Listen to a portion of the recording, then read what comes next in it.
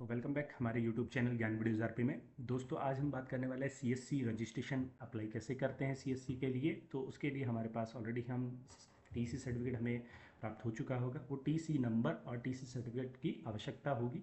तो उसके लिए हम जैसे ही हमारे पास में ये जो वेबसाइट है cscregister.csc.cloud.in पे क्लिक करते हैं तो हमारे पास कुछ इस तरीके से पेज ओपन होता है, जहाँ पे गेट स्टार्टेड जो बटन है यहाँ पे क्लिक करना है। ये बटन पे क्लिक करने के बाद कुछ इस तरीके से पेज ओपन होता है, जिसको पेज को नीचे डाउन करके आपको यहाँ चेकबॉक्स पे क्लिक करना होता है। जैसे ही चेकबॉक्स पे क्लिक करेंगे आपका ये बटन गेट स्टार्टेड बटन है वो हाईलाइट हो जाएगा। जैसे ही आप गेट स्टार्टेड बटन पे क्लिक करते हैं आपके पास में सीएससी एप्लीकेशन टाइप इस तरीके से कुछ स्टेप दिए हुए हैं, जो ऑथेंटिकेशन डिटेल है, बैंक डिटेल्स है, डॉक्यूमेंट है, प्रीव्यू है, डाउनलोड सीएससी ऐप है। तो सबसे पहले वन बाय वन हम एक एक स्टेप को क्लियर करना होगा।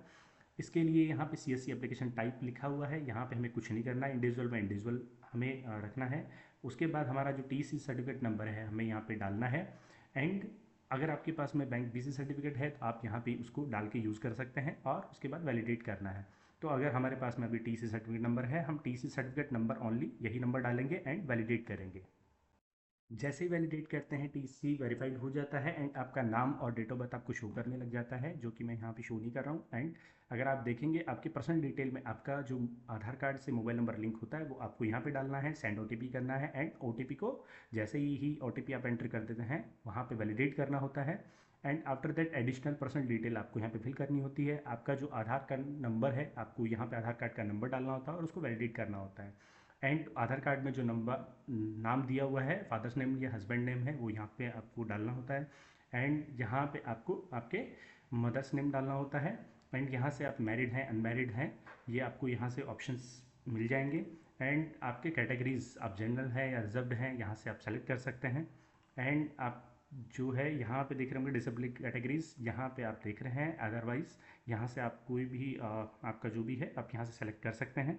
एंड आपका लोकेशन टाइप जो है, आपका जो लोकेशन एरिया है वो किस तरीके का है, ग्रामीण है या शहरी है, आप यहाँ से क्लिक कर दीजिएगा। अभी हम यहाँ पे रूरल पे क्लिक कर रहे हैं। जैसे ही आप यहाँ पे रूरल पे क्लिक करते हैं कुछ इस तरीके से आपके सामने स्टेट डिस्ट्रिक्ट ये ओपन होते हैं। आपको अपना स्टेट यहाँ से सेलेक्ट करना है, डिस्ट्रिक्ट सेलेक्ट करना है, असेंबली सेलेक्ट करना है, यहाँ से सब डिस्ट्रिक्ट आपका जो होता है।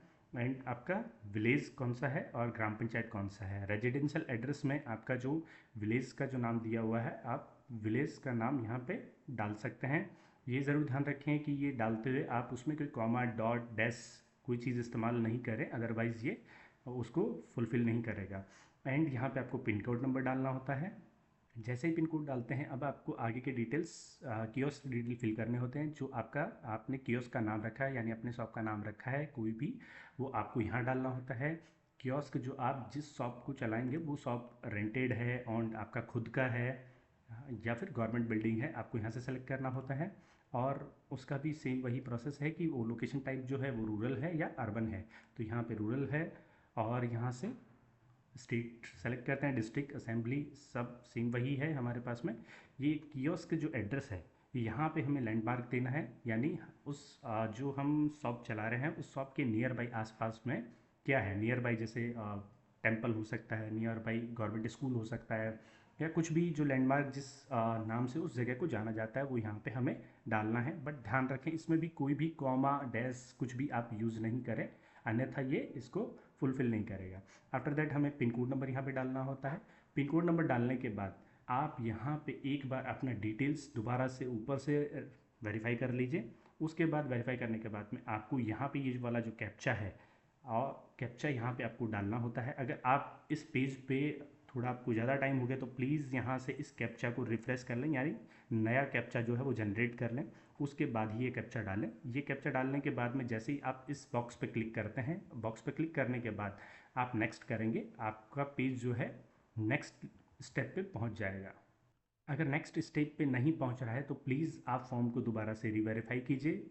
कहीं पे भी रेड, यहाँ पे रेड लिखा हुआ कहीं पे भी आ जाएगा तो आपको वो देखना है कि आपने कोई डिटेल मिस नहीं कर दी या कोई डिटेल्स आपने गलत फिल नहीं कर दी। आपको ज़रूर चेक करना है। अगर आप कोई भी डिटेल अगर मिस करेंगे या रॉन्ग भरेंगे तो ये आपको नेक्स्ट नहीं करने देगा। जैसे ही आप वहाँ से नेक्स्ट करते हैं आपका सेकंड स्टेप में ओपन हो जाता है, जहाँ पे हम देखेंगे सीएससी एप्लीकेशन टाइप जो है यहाँ पे हमारा ग्रीन कलर से टिक मार्क हो चुका है। अब हम सेकंड वाले स्टेप में यहाँ पे ओपन है ऑथेंटिकेशन डिटेल्स में, जहाँ पे ईमेल एंड पैन डिटेल्स हमको डालनी है। यहाँ पे हमारा जो ईमेल आईडी है, आपको ईमेल आईडी अपना ईमेल आईडी सही से यहाँ पे फिल करना है और उस पर सेंड ओटीपी करना है। उस ईमेल आईडी पे ओटीपी, आपको एक ओटीपी आता है जो कि आपको ओटीपी डाल के उसको वैलिडेट करना होता है। एंड आफ्टर दैट आपका जो पैन कार्ड नंबर है वो पैन कार्ड नंबर आपको यहाँ पे डाल के वैलिडेट करना होता है। अगर आपके पैन कार्ड और आधार कार्ड में सेम डिटेल्स हैं, डेट ऑफ बर्थ, नेम वगैरह, यहाँ पे 100% मैच आपको शो करेगा। 100% मैच शो करेगा। जैसे ही वो आपको शो करता है, आपको यहाँ पे जो चेकबॉक्स है इस पर क्लिक करना है और नेक्स्ट करना है।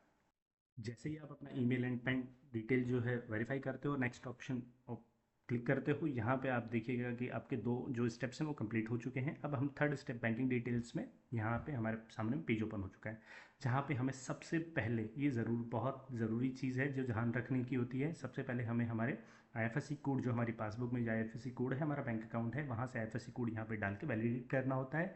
1 बाय 1 स्टेप यहाँ पे आईएफएससी कोड वैलिडेट करने के बाद आपको यहाँ से जो है अकाउंट नंबर, अकाउंट जो टाइप है हमारा, कि वो सेविंग अकाउंट है, करंट अकाउंट है, वो सेलेक्ट करना होता है। आफ्टर दैट आपका बैंक का नाम, कि आपका बैंक का अकाउंट किस बैंक में आपका अकाउंट है, वो आपको यहाँ से बैंक सेलेक्ट करना होता है।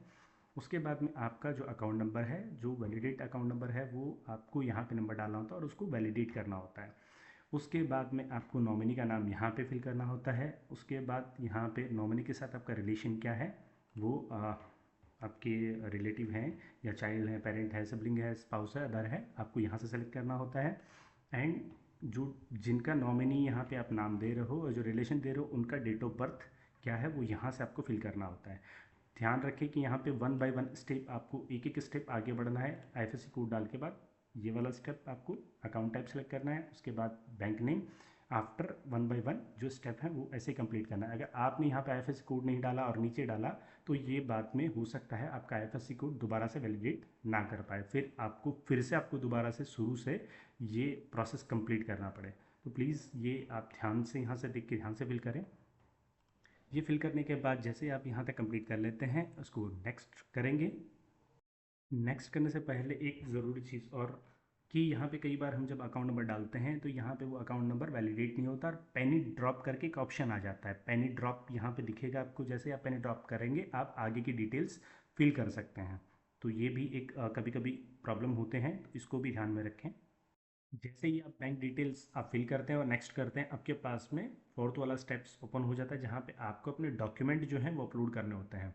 यहाँ पे हमने ऑलरेडी सारे डॉक्यूमेंट अपलोड कर रखे हैं, इसलिए ये हमें यहाँ पे ये कुछ इस तरीके से ओपन हो रहा है। अदरवाइज़ ये आपका यहाँ पे Aadhaar card, voter ID, educational certificate सब आपको ऊपर में दिखाई देगा। अब हमारे पास में ये जो BCBF का सर्टिफिकेट ऑफ ये लिखा हुआ है ऑप्शनल, तो ऑप्शनल में अगर आपके पास है तो आप डाल सकते हैं, अदरवाइज़ ये आप छोड़ सकते हैं। वैसे इंडियन पासपोर्ट है, ये ऑप्शनल दिया हुआ है, तो इसका मतलब है हम इसको स्किप कर सकते हैं। वैसे ही पुलिस वेरिफिकेशन रिपोर्ट जो है वो अभी ऑप्शनल है, तो यहाँ पे इसको भी हम स्किप कर सकते हैं।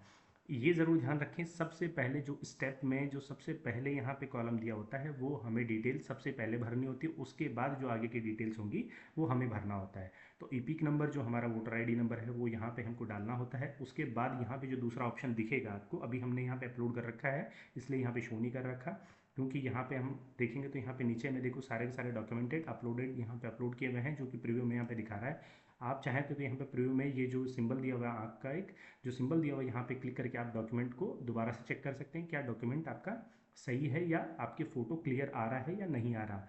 तो ये ज़रूर ध्यान रखें कि अपलोड करने के बाद आपको यहाँ से ज़रूर अपना डॉक्यूमेंट ज़रूर चेक कर लेना है कि आपका डॉक्यूमेंट सही से अपलोड हुआ है या नहीं हुआ है। अगर आपका वो डॉक्यूमेंट सही अपलोड नहीं हुआ तो यहाँ से आप क्रॉस करके इसको डिलीट करके दोबारा से ये ऑप्शन, जैसे आप यहाँ से डिलीट करेंगे, ये आधार कार्ड ऑप्शन जो है यहाँ पे आपको दिखने लग जाएगा। यहाँ पे ऑप्शन आ जाएगा आधार कार्ड का, कि आपको आधार कार्ड जो है वो ब्राउज़ करके आपको जहाँ पे आपने आधार कार्ड रखा हुआ है, आधार कार्ड का फोटोकॉपी, वहाँ आप जैसे आप ब्राउज़ करके उसको अपलोड करेंगे, आपके सामने कॉन्ग्रेचुलेसन का एक मैसेज आता है, सक्सेसफुली अपलोडेड का एक मैसेज आता है, जहाँ पे वो अपलोड हो जाता है और आपका यहाँ पे फिर से प्रीव्यू में शो करने लगता है। हर डॉक्यूमेंट आपका ऐसे ही आपको ब्राउज़ करके अपलोड करना है। उसके बाद आपके पास में सक्सेसफुली अपलोडेड का एक मैसेज आता है और वो जैसे मैसेज आता है वो यहाँ पे ऐड ऑन हो जाता है। इसके बाद में आपको जो है इनमें कुछ करने की आवश्यकता नहीं है। ये पासपोर्ट एक्सपायरी डेट, क्योंकि ये हमारे पास ऑप्शनल है, अगर है तो हम यहाँ पे दे सकते हैं, अदरवाइज़ इनको छोड़ सकते हैं। इसके बाद हम हमारा जो भी डॉक्यूमेंट है उसको प्रीव्यू करते हैं। प्रीव्यू करने के बाद हम यहाँ पे जो ये चेक बॉक्स बटन दिया हुआ है यहाँ पे क्लिक करते हैं और यहाँ पे क्लिक करने के बाद ये जो अभी नेक्स्ट बटन जो हाईलाइट नहीं हो रहा है, यहाँ पे क्लिक करने के बाद ये नेक्स्ट बटन हाईलाइट हो जाता है। जैसे ही वहाँ से नेक्स्ट करते हैं, ये आपके सामने में एक इस तरीके से पेज ओपन होता है, जिसके ऊपर में यहाँ पे आप देखेंगे, मैं यहाँ पे आपको शो नहीं कर पा रहा हूँ। ऊपर में कुछ डिटेल दी हुई है, जहाँ से आपने जो भी डिटेल भरी है उसको आप प्रिंट कर सकते हो, उसको आपका अपने लैपटॉप या सिस्टम में आप उसको सेव कर सकते हो। और ये जैसे सेव करोगे, आपके पास में एक रेफरेंस नंबर अभी जनरेट हो चुका है ऊपर में। वो रेफरेंस नंबर आपके ईमेल आईडी पे, रेफरेंस नंबर सिक्योर कोड आपकी ईमेल आईडी पे आता है, जो कि आपके फ़ोन में आपको CSC का एप्लीकेशन डाउनलोड करना होता है। और वो रेफरेंस नंबर और सिक्योर कोड आपने जो रजिस्ट्रेशन नंबर दिए हैं, वो नंबर आपको दे के आपको वो अपना एप्लीकेशन में एक वीडियो मेकिंग करना पड़ता है। 10 सेकंड का वीडियो होता है, जो कि एक पेपर पे आपको अपना pan card number, reference number लिख के आपको वो वीडियो में दिखा के आपका नाम और आपका डेट ऑफ बर्थ आपको बोलना पड़ता है। उसके बाद आपका जब प्रोसेसिंग कंप्लीट हो जाता है, तो आपके पास में एक ईमेल आता है। ईमेल में लिखा होता है एप्लीकेशन अप्रूवल अवेटेड, जो कि आपने अपना प्रोसेस कंप्लीट कर दिया है। अब CSC के द्वारा वो आपके डॉक्यूमेंट वेरीफाई करने के लिए रेडी है। वो डॉक्यूमेंट जब भी वेरीफाई हो जाएंगे, तो आपको एक CSC ID नंबर आपको मिलेगा, जो 12 डिजिट का होगा, और आपको एक पासवर्ड मिलेगा, जिसके तहत आपको फर्स्ट टाइम लॉगिन करने के लिए यहाँ पे आप जब लॉगिन करेंगे तो आपको यहाँ पे CSC लॉगिन पे क्लिक करना है, और आपको इस वेबसाइट लॉगिन डिजिटल सेवा कनेक्ट टेस्ट CSC पे क्लिक करना है।